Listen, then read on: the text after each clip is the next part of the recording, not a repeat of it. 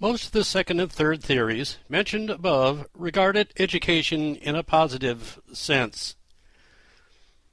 I can remember back in the 50s, for example, that the government, federal government, wanted to promote science in the schools and more science teachers because the Russians had put up Sputnik.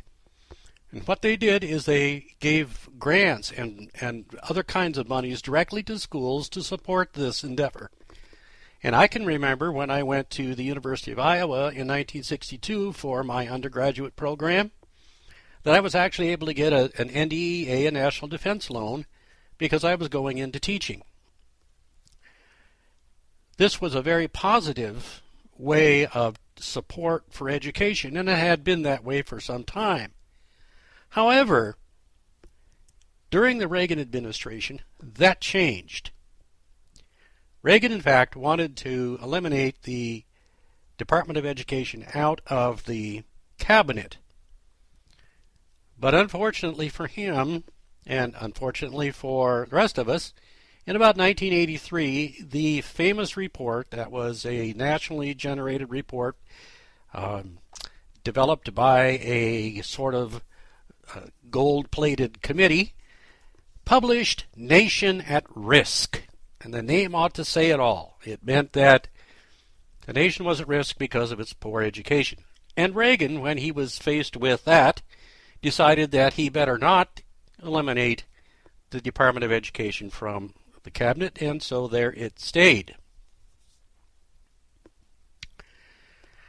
What ended up happening is that Nation at Risk, I believe, became sort of the first shot in the war against education, in that many reports after that continued the trend of attacking education instead of supporting it.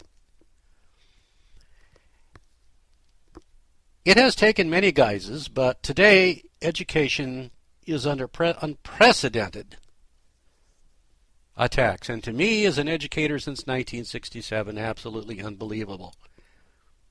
We have gone from being paragons of virtue to those who are being reviled.